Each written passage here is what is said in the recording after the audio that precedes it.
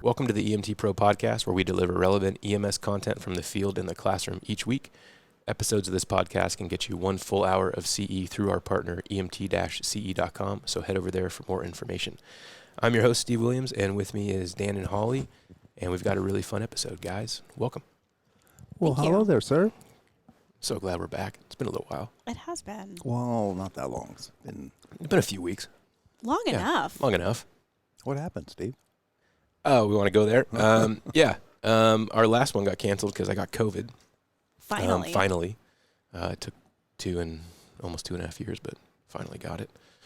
And yeah, then life got in the way with our schedules and everything else. So we've got a fun episode, and full disclosure, Dan, I lied to you about something, and I want to come clean on it. Wow. And Right. So public.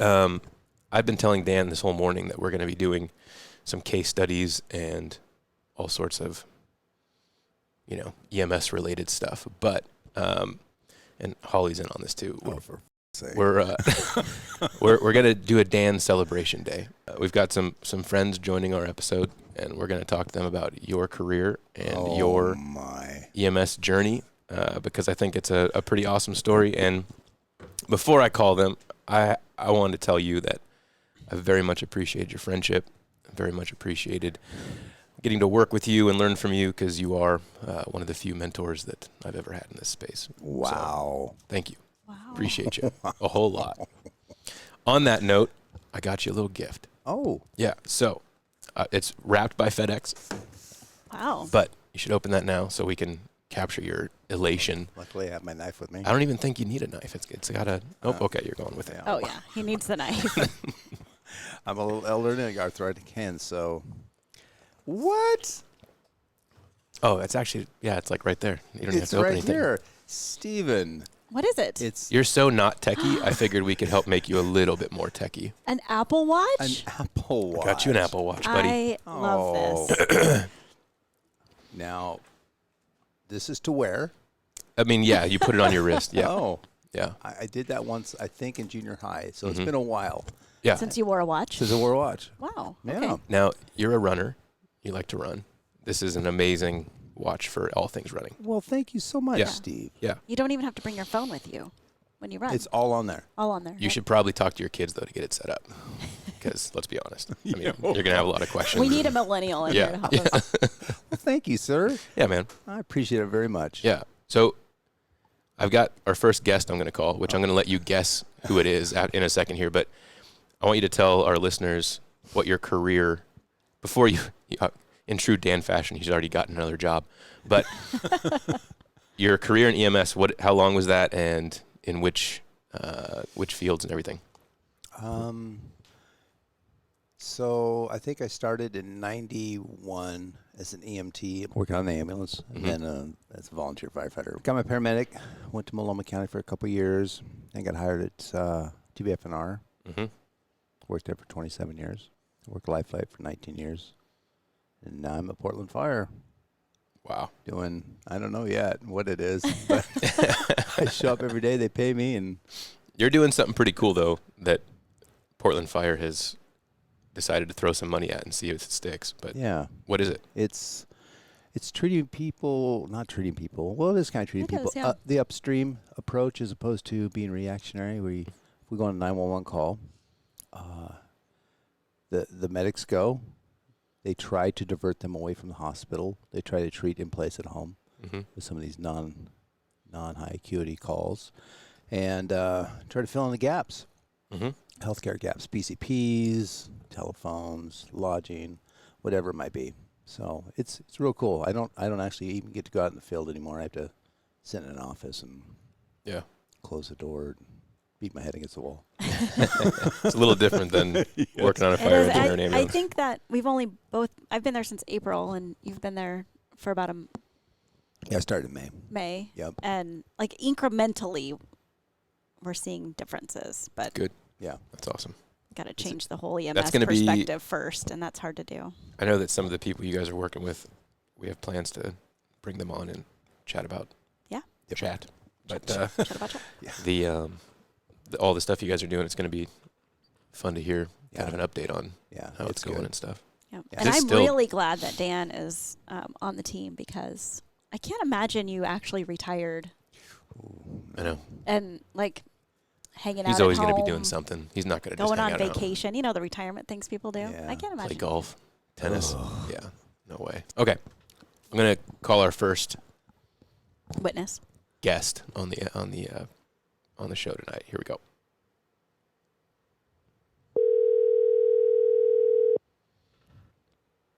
Hello? Hi.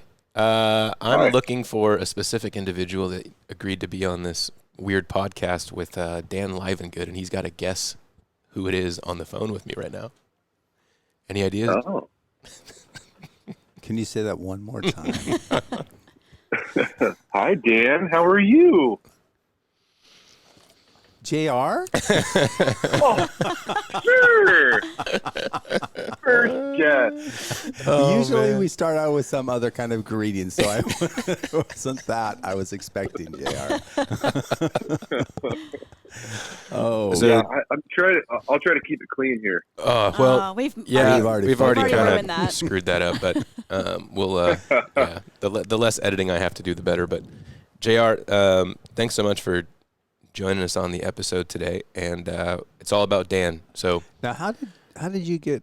it doesn't matter. You don't Doesn't need to know matter. the Don't need to details know about any how of I got connected with him or Oh. any of our other people that are going to be here today. But Yeah, so- you don't worry about it, Dan. yeah, Okay.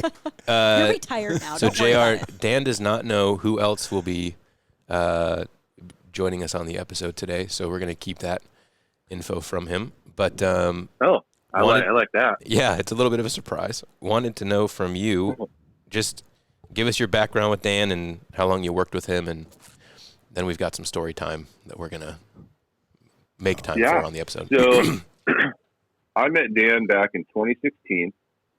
It was before we actually worked together, and he's reminding me of this Every shift. situation every shift. Right before for he the gets ready to last- beat me up. Because JR, you got to 6 years. picture JR. He's a big guy with a big mustache. Okay. Go ahead. JR. And can I talk now, Dan? Oh, sorry. Go ahead. You would All think right, it's all thank you. about someone else, you know? Yeah. So I was fortunate enough to meet both of Dan's parents prior to them passing, and I transported Dan's dad. And the best part about that story, well, there's two best parts. The first best part is I got to care for Dan's dad, and he's a great man. And the second part is he asked me to transport him to Kaiser, Sunnyside. From where? And From Newburgh. we were From in Newburgh. Dundee. Oh gosh. In It's a short Dundee. 5-10 minute trip. And at the time, I had just met Dan, right? Oh, for JR. sake, JR. God damn it. He was really pissed about that Kaiser Sunnyside thing. Oh, yeah, but he held it together on scene. You there? It's the first time that we've dropped a call with a guest, but go ahead, JR. Okay. So, sorry. I think we were in Dundee. You all were in good. And Dundee, we were yes. heading to Kaiser Sunnyside. And he had no idea how big of a pain in the ass that was. So for our listeners, tell them how long of a transport's that? It's about 45 minutes or so, Yeah. where in reality we have a hospital that's about 3 miles from his parents' old house. Yeah. Okay, it's about 4.5 miles. Come on, JR. So you passed how So many anyways- hospitals to get to Kaiser Sunnyside? Oh, 3 or 4 at yeah. least. Yeah. Yeah. No, it was great. It's where he needed to go. I was happy to do it.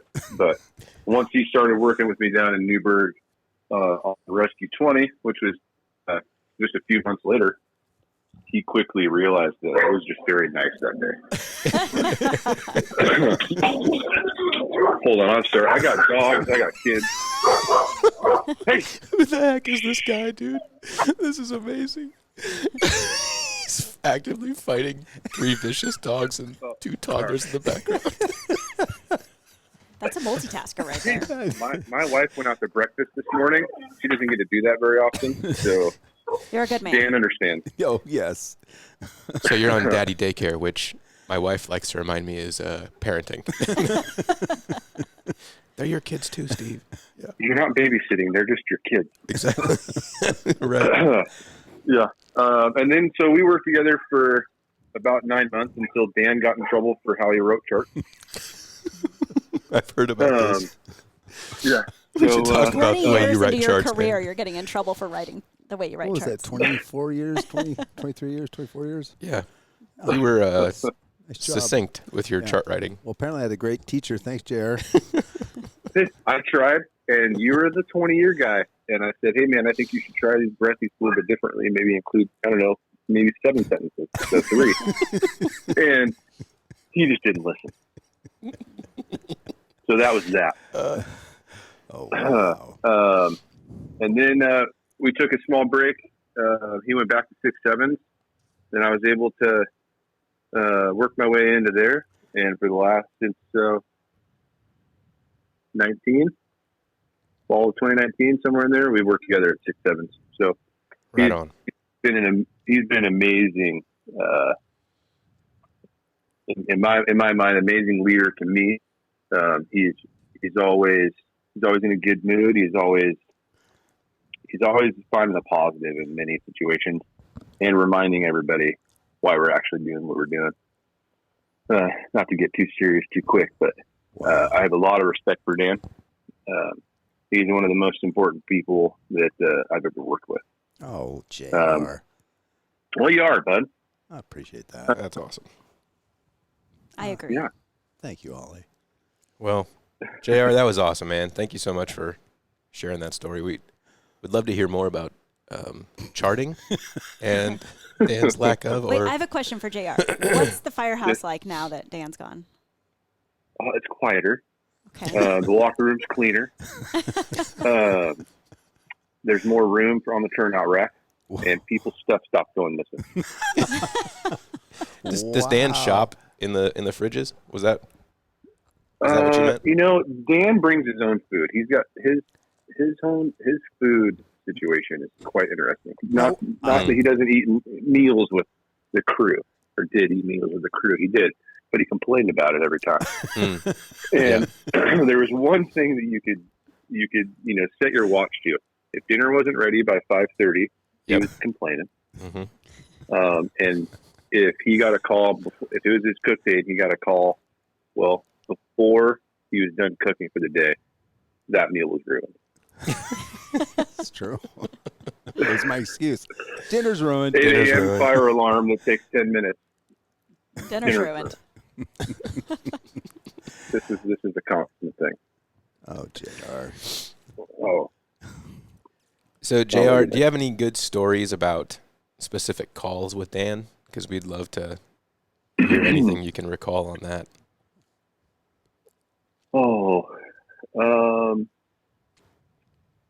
Just so many stories. I tried to think of some appropriate stories, because most of the ones that stick out are super inappropriate. Let's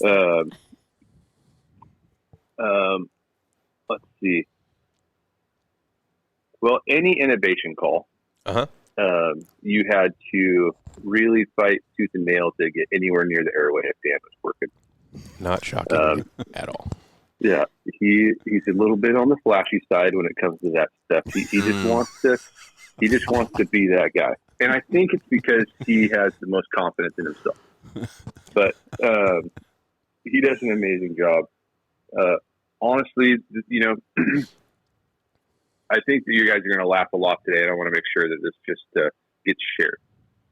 Dan's always looking for an opportunity to help somebody, and on multiple occasions, he'd take a bunch of, what's supposed to be, some big burly guys on the truck company, and he has this way of making everyone buy into, just helping our community. I remember one time we came in the morning, normal day, our standard greetings in the morning. Dan knows what I'm talking about. And by 9 or 10 o'clock in the morning, we were headed down the south part of our first due and going and meeting with a couple of ladies that just needed help arranging care and just resources. And Dan takes this truck company down there, and we're just looking for ways to help these people out of a difficult situation. And Dan did this stuff all the time. I don't know, Dan, am I able to tell this car story? Yeah, you don't need his permission. I'll cut his mic. Go ahead. Okay. So Dan is, he worked really hard for what he has, and he's found himself to be in a good position in retirement. And he came across an individual recently who just needed a helping hand and a little boost to kind of get over a hump. And the guy sells her his car for $1. And Really? just to get her The Corolla? The Corolla. Yep, one of the Corollas. Yeah, instead of leaving it on the side of the road, he gave it away. You made $1. Made $1.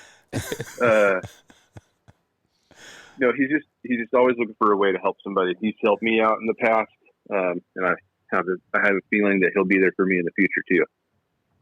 He's always a phone call away, and not to mention he's a great father and a great husband. Andy's probably mostly responsible for the kids, but yeah, that's good. That's a good idea, right? Got to give her credit. Yeah, that's what I have to say about Dan. I really love that guy. Right on. Well, JR, thank you so much for joining us. We're gonna cut you loose and bring the next person on. But hey, JR, can you do the eulogy at my funeral? Because that was pretty good. That's a little dark, Dan. Okay, that's a little dark. My next but milestone. I'll be there. It's a +1, buddy. Okay. It's recorded now. You're doing the eulogy. Can't get out of it. Okay. I'll start writing it now, so it's a little bit better. Thanks. I appreciate it. All right. Take care, everybody. Bye-bye. Thanks, Love you, have a Dan. good day, man. See ya. Bye. Well, that was a very nice. That was very a nice. great first phone call. JR was the guy that would go in and there'd be someone, that was getting pretty squirrely, and JR's a big guy. Yeah. And, I'd be PIC, and the guy'd start getting my face, and JR would just step right in front of me. So he's taking Those care are of me great all guys the to have. Oh, Yes. yeah. Man, they're awesome. Yeah. Yeah, we've definitely got a couple of those at my department, and I have. It's not a shot to my ego at all to step right behind them. Nope. Me either. Not one bit. Well, cool. We've got our next one ready to join the line. You ready? Sure. I love how awkward and nervous you are.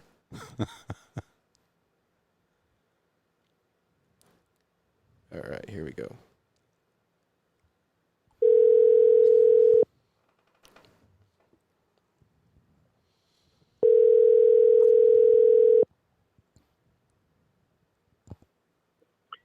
Hello? Hey, this is Steve with the EMT Pro podcast. So, Dan, can you guess who this is? Not yet. Okay, so this next guest we have was another coworker of yours, and maybe we should just have him say a few more things so you can guess who it is.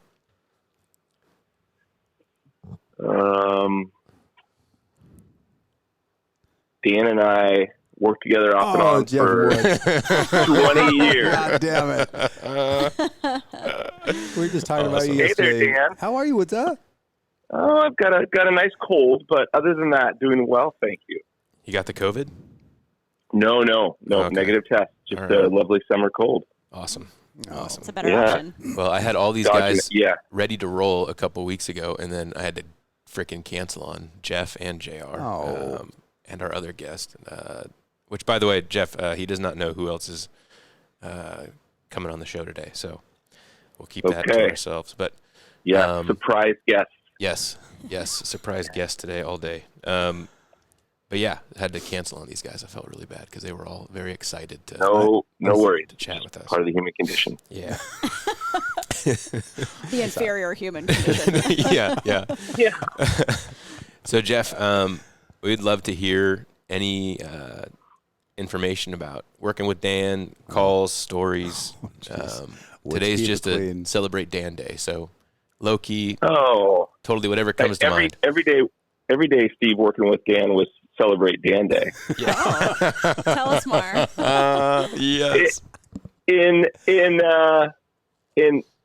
Honestly though, it kind of was. I don't know where to start, but I'll just I thought about a few things, Steve, since you invited us, the couple of us to join the podcast. Yeah. And I'll just jump right into one of the things that I think was a constant through my time working with Dan, and that was, and this might kind of start to sound a little gushy, but in all honesty, Dan had this approach to EMS, to medicine.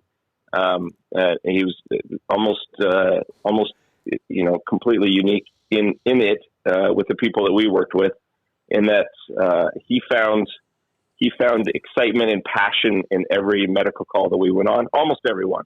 And for the majority of us, it was part of our job, and we liked helping people. But Dan was just always so excited to go on a medical call, and I would liken it to the majority of us, join the fire service, we become EMTs or paramedics in part to get into the fire service. But that's not necessarily our passion. It was almost the other way for Dan. Dan joined the fire service because medicine and EMS was his passion. And so we'd be, going to a whatever call, thousands and thousands of them. And Dan would be as excited to go to the medical call as the rest of us would be if we were going to a fire.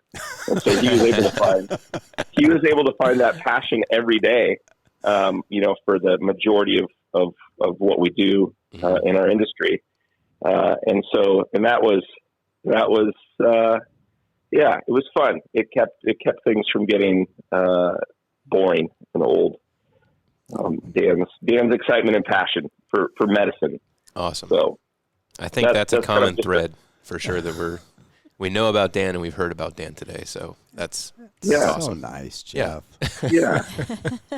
I'm starting to wonder if you knew that I was going to be calling these people and they're just, you paid them $20 or something. Yeah, they're all so amazing. Well, with that, gushy stuff aside, here we go. With that, no, there was times that Dan's passion would also frustrate his crew too. I remember earlier on, Dan, you were much more prone to climbing into the back of the private ambulance when things were wrapping up and the doors would close and you'd disappear for 5, 10, or 20 minutes, and the ambulance would sit static and you'd be in there doing God only knows what you were doing. That couldn't happen when the ambulance was moving on its way to the hospital. But I remember we would innovate. Yeah. Yes. Oh gosh, I got a story there.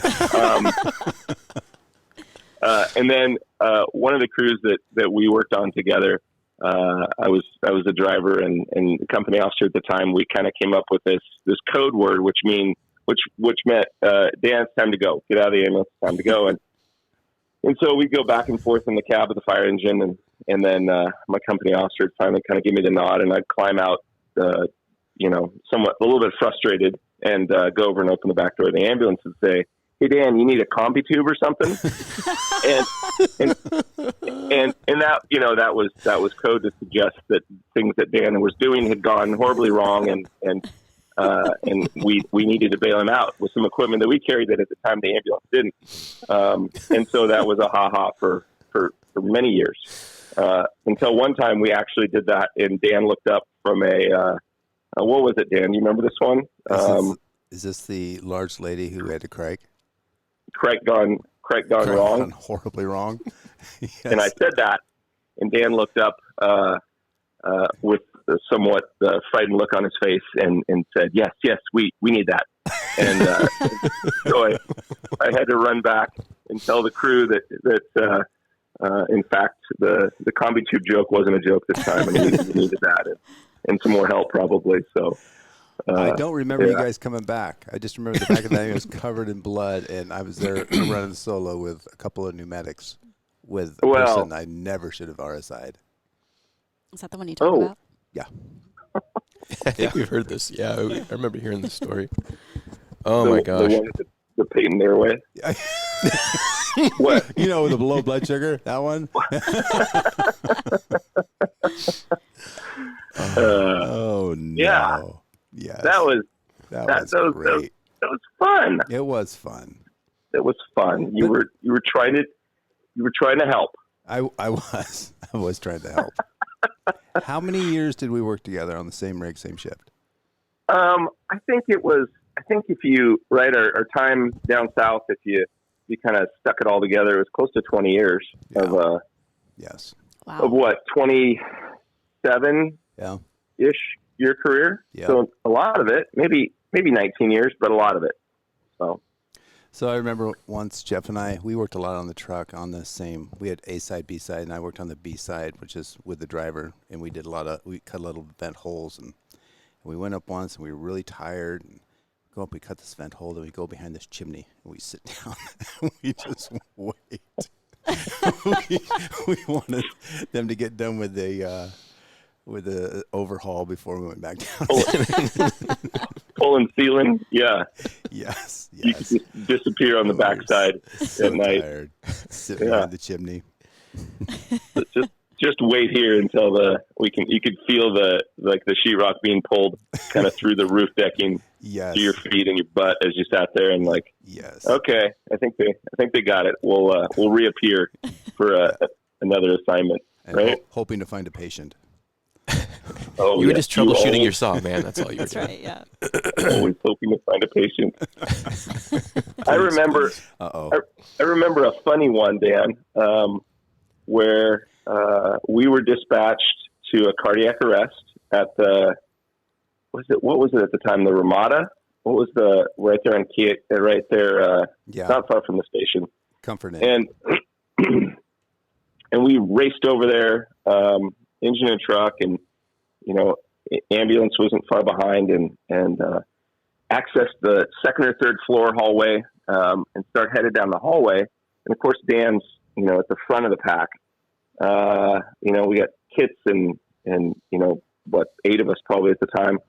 And as we get closer to the room, the group starts slowing down, all but Dan, because of the smell of death is in the hallway. And this person hadn't been seen for like 3 days. So it was starting to become apparent to most of us that this was not a viable patient. And so we get to the door, we swipe the door with the key, the card they gave us at the front. And the door's, of course, auto closing door. And so we open the door, and Dan goes darting in just as we see this green deceased person sitting on the couch. And of course, we're all like, "Oh!" And the door closes. so Dan's in there assessing the green guy on the couch while we're all standing in the hallway putting mentholatum on our under our noses. So wasn't Casey in the stairwell dry heaving? Oh yeah, yes. Yeah. We had certainly some sensitive noses on that crew. Yeah, good stuff. Oh my goodness! How long did it take you to notice you were in there by yourself? Well, you have to run it. Oh, by myself? As soon as I heard the thing leaving, I'm kind of going like this. No. Yeah. You reappeared. I did. It didn't take long. Did you get a signature? Did you get a refusal? 3 lead. It was an easy chart. Oh, Jeffrey. So Jeff, what else do you know about this guy? What else do you think would be something unique that maybe our listeners don't know about Dan? Although we do, it sounds like it's kind of a common thread that we talk about Dan a lot, no matter which environment he's in, whether it's at work, on this podcast, at home. He's our Daniel, but that's my name for him. I call him Daniel. Daniel. Yeah, something unique. Well, I mean, I think I don't think all the things that I've talked about with you are completely unique to an individual in our industry, but he's certainly kind of special in that regard. He's in a smaller percentage of folks just based on his passion for people. Gosh, Dan, help me. There's so much like deep, dark secrets about Dan. Oh my gosh, you probably don't want that on the podcast. I mean, if it's really, really bad, we can edit it out. But storage units. childhood storage units. Oh, we know those. Okay. We know about that. Oh, wow. Well, Holly probably, yeah. I'm easily. Remember when you chased me around the fire station and then you got a hold of me and you squeezed me behind the bathroom door and I peed myself? Oh, yeah. I can't hold my bladder very well. No. And over the years, that the story of the wet spot that was created by your leaky bladder was a quarter size. That was like you would always kind of try to diminish it, and most of us felt like it was a good 4 or 5 inch circle that you. That is absolutely not true. It was like a gallon. It didn't run down his leg per se, but it did. Yeah. I recall that very vividly. Yeah, me too. That was good fun. We that was earlier in our careers when we were younger and would heal faster from our the injuries that we would sustain from our shenanigans. We didn't wrestle as much in the second half of our career, oddly. When you go into work today, what's different now that Dan's not there? Well, I think it's when you've worked with somebody. So Dan and I started in our careers the same year, and so there's not a lot of people left for me that have that much time and perspective. Mm-hmm. And so working with Dan, whenever I would work with Dan, it would always, and I would look forward to working with Dan. I don't know if he could say the same for me, but it felt like an old family reunion, right? These people that you haven't seen for a while, maybe, but you know them at a very base level, and you trust them, and I don't know if if Dan and I could necessarily finish each other's sentences, but it was just so very automatic working with Dan, whether it was on a fire or on a medical team. I think a lot of that is lost as we retire and move on to the next phase in life. That I don't have those family members around me at work as much as I used to, and Dan being one of those folks. And of course, like we talked about, just his passion. There's a lot of great paramedics that I work with, but Dan, and a lot of them with great bedside manner as well. But I think Dan brought something that only a handful of providers do, and just the combination of a clinician, but also making a patient feel like they're part of your family. Just so passionate, so caring, and so seemingly so honest. Maybe not always honest, but seemingly so honest. But he made you feel like he was being honest. Yeah, exactly. And providing care from that, the care that's provided from that person seems to be so much more effective in at least making the patient feel comfortable and secure and like they're being taken care of, because they are. So, that's awesome. Yeah, right on. So I remember one last thing is we did a lot of vaccination clinics together, and Jeff brought this 8x10 picture framed of he and I back in '96 after this water fight, and he did it because I was a little chubbier back then. So you were a power lifter. Yeah, thank you. But he would set it on his desk doing vaccinations so the people could see it as they're getting vaccinated. And that's hilarious. the conversation started with this fat wet guy.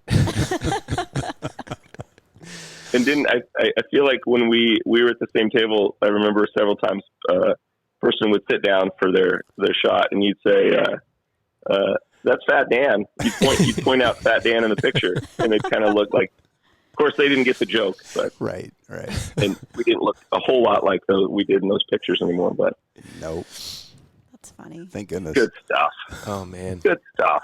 Jeff, well, hey, thank you so much for agreeing to be on here and sharing a little bit of time to remember Dan's legacy, I guess, as you would put it, with his time at the fire service and EMS. And we definitely wanted to take a few moments to recognize everything he's done for the people he's gone on calls for, and also the people that he's worked with. And I know that he has talked highly of you and JR and a couple other folks that he had the opportunity to work with at TVFNR. So thank you for your time, man. We really appreciate it. Absolutely. Happy to do it. We love Dan. So, celebrating the Dan, you do it quarterly, at least once a year. Yeah. It's every episode. So yeah, a Dan day. Yeah. Thanks, Woods. You're welcome, buddy. All right. Well, hey, Jeff, thanks again, and look forward to talking to you soon. Absolutely. Thanks, Steve. Thanks, man. See ya. Good. Man, you work with some good humans. Holy cow. You know, I remember many moons ago being on the ambulance and showing up on scene, and it's true. If Dan was there, I was like, okay, everything's going to be okay. Yeah. Yeah, we're Holly fine. was there. Mostly we would laugh the entire time, Right. but everything was going to be okay. Oh, gosh. Just a good dude. Wow. Just a good dude. So, you want to do the next one? Let's do it. So, this next guest is going to be a little different.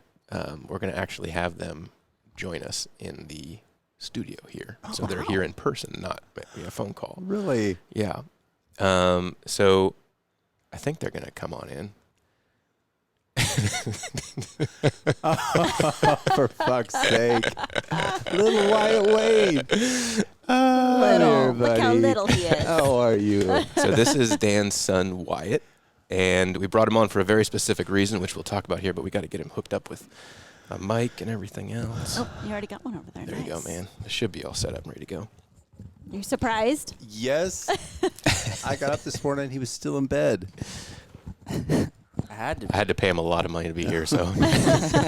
Gas money, food. Yes. Just like home.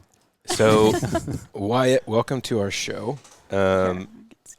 Wyatt has a unique perspective that I wanted to bring to today's episode because This could get real dangerous. Dan's time in the fire service didn't stop with Dan. It is going to be a legacy thing. So why don't you guys talk about it? I don't need to talk about it any more than that. You guys are the stars of the show We have today. to introduce who Wyatt is. Yeah. Well, Wyatt is my boy. He's my middle child. He'll have to go to therapy for all that stuff. Sure. Child Wyatt. Sure. But he's the guy that even I have pictures of him running around with Jeff Wood that was just on here. Mm-hmm. When Wyatt was just a couple years old, because I was in the same fire station forever. And Woods and I were together for a long time. But he'd run around and he'd draw obscene pictures on the whiteboard and put Jeff's name on there. And Nice. Nice. Jeff always started. that is true. Jeff did start it. Yes. So Wyatt always wanted to be a firefighter, and it didn't take him very long. He's only 22. Starts the academy on the 1st. He's earned it. He's done a good job. He was down here in Corvallis working as an intern, and got to love it. Yeah. So Wyatt, you were. So I guess just so people are very clear about this, you're going to be working at the same department that Yes. your dad just retired from. Yeah. Right. After 27 years. And so tell us about everything about that. How is what's that like, being the son of a guy who just retired and kind of everybody knows? And It was weird at first, especially going into the interviews. I knew some of the guys on the panel, so it was a little awkward for me because I was more nervous than I thought I was as soon as I walked in, because I knew they all knew me, especially just by the last name. Even if I didn't know them, my dad just left a huge legacy there, so I don't think there's one person that doesn't know him at TVFNR. So wherever I went, it was just, "Are you Livengood, son?" yeah. Yeah. And it's either you should be proud or I'm sorry. So What's the ratio? Like 50-50? yeah.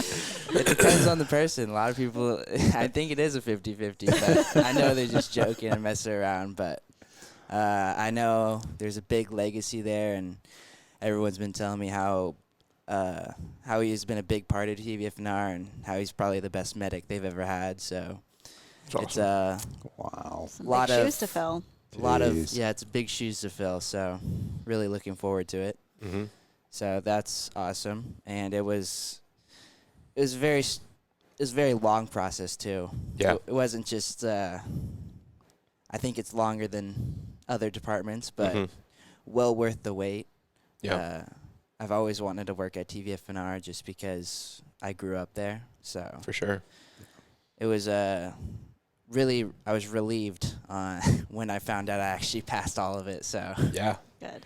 Absolutely. That's awesome, man. Congratulations. Thank you. So, Dan, what's it like having a son who's going to be following in your footsteps? Because you know, after 27 years, the Yeah. good, the bad, the ugly. Right. And what's that like? I mean, You know, I'm extremely proud, very, very proud. I'm nervous, for what this next 30 years is going to look like in EMS. mm-hmm. And in the fire service, I worry about, the carcinogens, the exposures, the problems with seeing that stuff every single day, and just how we can help him and his generation through it all more than we were helped. Yeah. Mhm. So, Yeah. but I'm super proud. Yeah. Super proud. And he's actually, and I don't know if he's aware of this, but his great-great-uncle was the assistant chief in Newburgh, which is part of TVFNR now. So that was back in the 30s. Wow. Wow. So a lot of live and good stuff. Yeah. Was his last name Livengood? Yeah. Oh, no way. Yeah, Uncle Orville. Uncle Orville. That's awesome. Yeah, I didn't even know that until I started working with JR down there, and I look at this old-time picture, and there's Orville Livengood. My dad always talked about Orville. Yeah. He helped build my grandma's house and such, and yeah, I didn't know he was part of the fire department. So it's kind of cool. Yeah. So what advice do you have, I mean, for your son and for anyone who's about to start the career? Because, I mean, granted, he hasn't actually started yet. He's got a couple more weeks. But Yeah. Take care of your body. Mm-hmm. Take care of your mind. Take care of your soul. Because, you can just lose all that stuff in this Yeah. job. Yeah. Yeah. Some of the So- first stuff that we forget to do are those things. Yeah. And so, luckily, he's got a pretty good support system. Mm-hmm.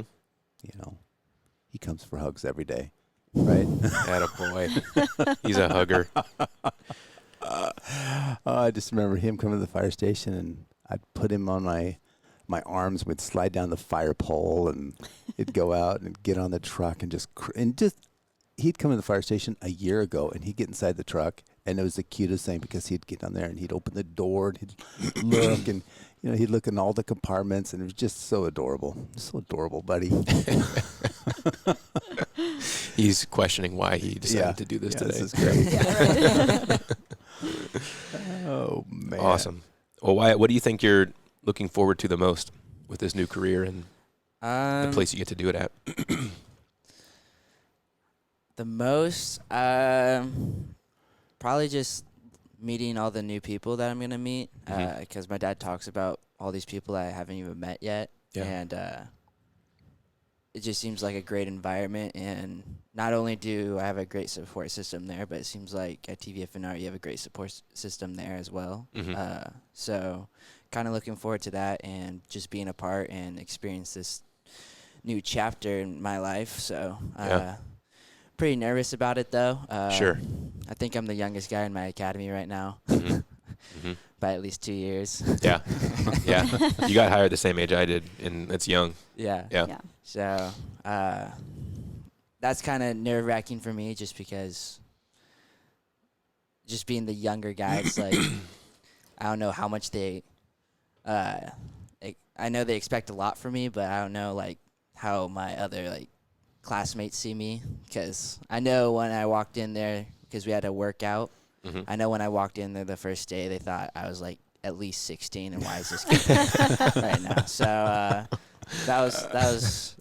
They all asked me, "Are you here for the academy?" I was like, "Yeah."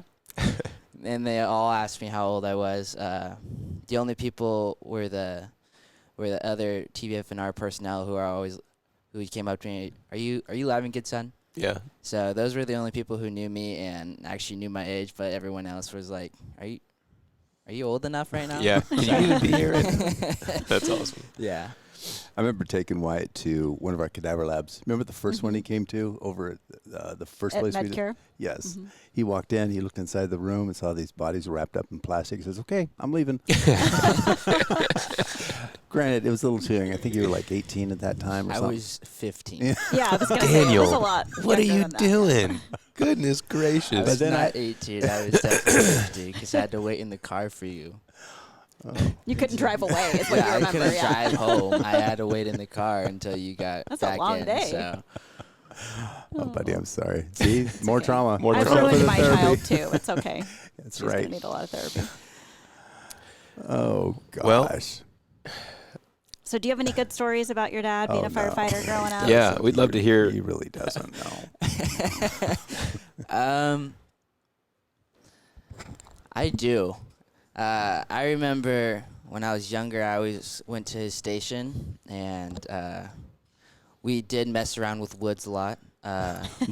But every time they went on a call, my dad let us go out on this balcony and just watch them go out, and he just waved to us the entire time. And that's kind of what I remember in my childhood is all the time is when they're just going out with their sirens blasting, and he's just waving to me when I'm like 10, 8 years old. So that's kind of like, Cemented in your memory. yeah, that's kind of what I thought was really cool. And I was like, this is kind of what I want to do. But I did make some changes throughout, but I thought I wanted to be a chef for a little bit.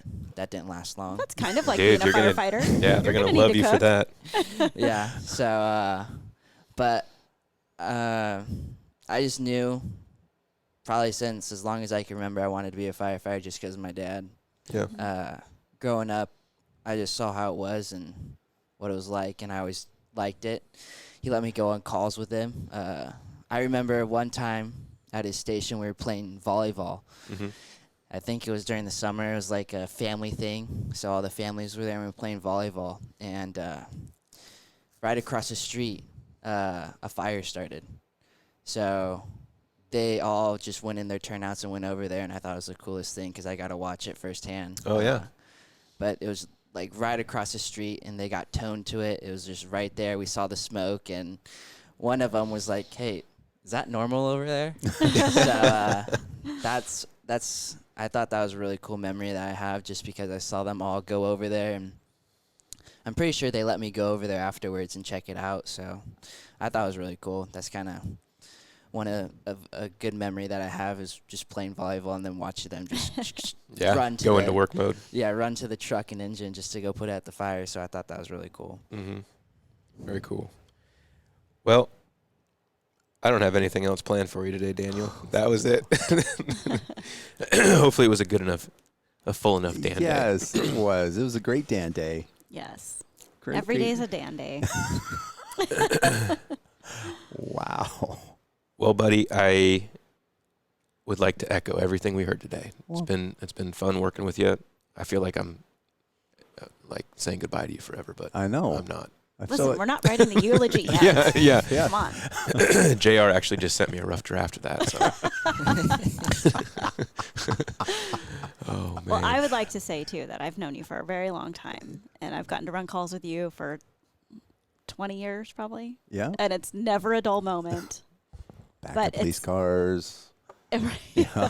Our hands inside someone's chest. Cardiac massage. Yep. We've been through some weird stuff together, but I'm really happy we get to still work together. I know. But never in all the years of knowing you have I seen you like throw stuff or be upset on scene or make things, some people just make things worse Mhm. with their energy.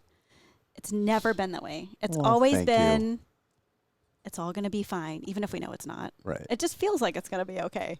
Yeah. And That's you've huge. mentored so many hundreds, probably thousands of people Well, gosh. and taught so many people that are going to teach other people what you've taught them. And I'm just saying that you're leaving a huge, huge mark. Well, thank you. Yeah. You're Thank you welcome. very much. You guys are awesome. It's fun getting to work with you, man. Oh. Appreciate that. And I got an Apple Watch. Yeah. We hooked your dad up. All it took was 27 years of service. Yeah, that's right.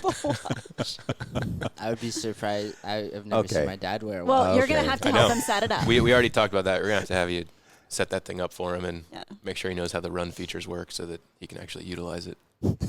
But He's laughing because he knows he'll never wear it. I will too. You know what? The first time you go on a run with that, you're going to be like, wow, this is. Really? holy Yeah. cow, I just hit I didn't know that was the mile marker right at that step. Yeah. Damn. Perfect GPS. I might say you're walking, but Power walking, Wyatt. let's just say you're going for a nice little walk right now. So. Your phone did tell you that once. It did. I see you're going for a walk right now. Oh, right. gosh. What do you have to say for yourself? Oh, my goodness. It's been fun. It was a Yeah. fun career. I'm so happy that he's doing it and I can live through him and maybe go do a ride along with him. And He has to wear the observer vest. Now. Oh, does he? you got to sit in the rig, buddy. Sorry, sir. You can't come out here with us. Yeah, it's been tons of fun. And you can make this as great as you want it, or you can make it as bad as you want it. True. And unfortunately, some of us, we don't see the positive. We just focus on the negative. So, Yeah. yeah. There's a lot of negative right now, too. There's a Wyatt, you're lot. coming into EMS at a time when It's a challenging time. it's just kind of a shit show. You're probably going to have to edit that out. But it really is. Like, healthcare in general is nobody really knows what to expect right now. Everyone's overworked and super busy, and all the rules that used to apply don't apply anymore. So it's like a whole new frontier for you guys. So try to keep it positive. Yep. Keep it positive. But you don't know different. So I think that's the awesome Yeah. part, too, is you're coming into this with fresh eyes and fresh perspective. Yeah, I think it'll be cool because the only experience I had was here at Corvallis, and Yeah. that was only until COVID hit, so 2 years, I think. So, and now coming in, it'll be interesting to see what it's like at a different department and Yeah. seeing what's new and what's out there. So I'm pretty excited about it, though. Yeah. You should be. It's a great career. Maintain that outlook, man. Yeah. Yep, that's a good thing. All right. Well, we're going to sign off, Daniel. All right. Let's do Appreciate it. you, man. Thank you all. Congratulations. Yeah. Thank you. All right. Thanks so much for joining us. We'll leave it there, and we'll catch you guys on the next one.